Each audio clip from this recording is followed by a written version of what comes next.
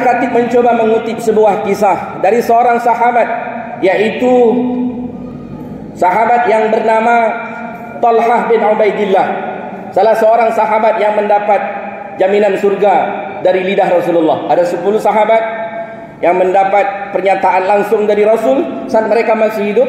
Satu di antaranya adalah Talhah bin Ubaidillah, orang yang merempak jaminan taman surga, 10 dari sahabat Rasul.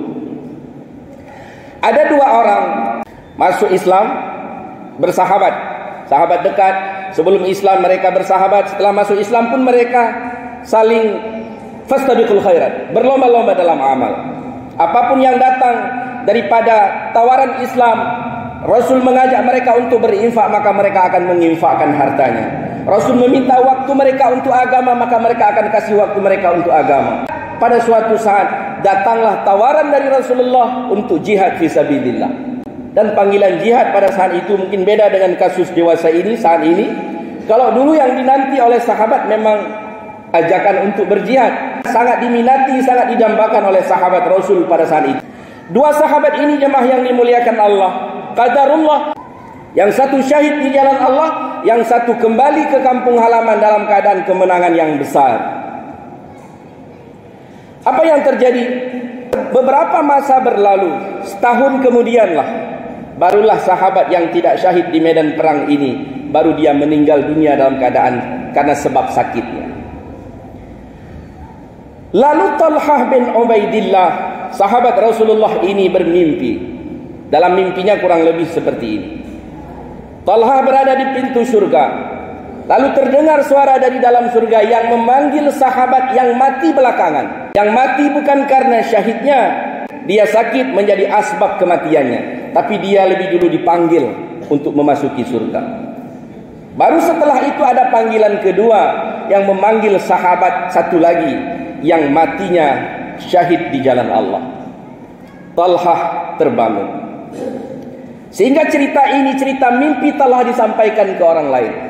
Namun sahabat-sahabat yang lain tidak yakin dan tidak percaya dengan apa yang dialami oleh Talhah. Enggak mungkin. Karena kita tahu jalan pintas masuk surga itu syahid di jalan Allah, menegakkan kalimatullah ya ulia la ilaha illallah. Itu memang jalan yang paling besar untuk dapat menempuh surganya Allah.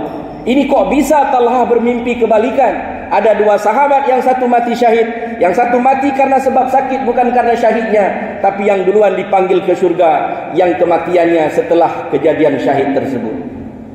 Desas-desus ini jemaah yang mulia terdengar sampai ke telinga baginda Rasulullah sallallahu alaihi wasallam.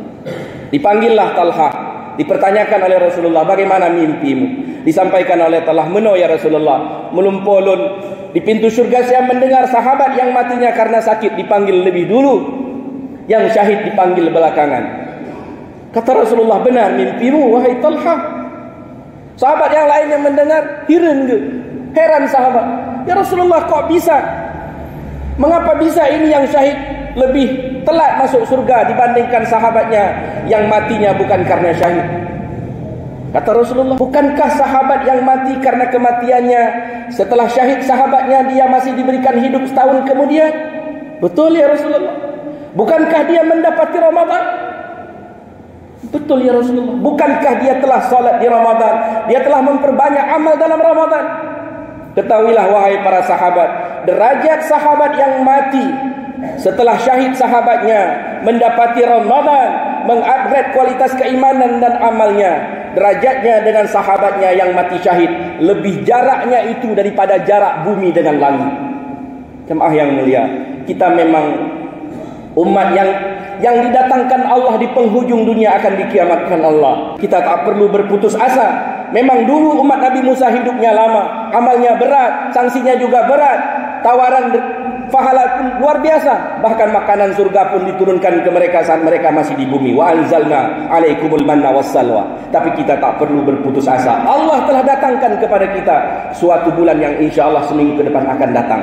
Kita manfaatkan. Yang bisa gunakan hartanya untuk menjemput keridhaan Allah, infakkan, berdayakan dalam bulan suci Ramadan. Yang ilmunya bisa didistribusikan, disebarkan untuk agama ini, kita mesti memanfaatkan. Bulan ini akan berlalu insya Allah dalam 29-30 hari masanya.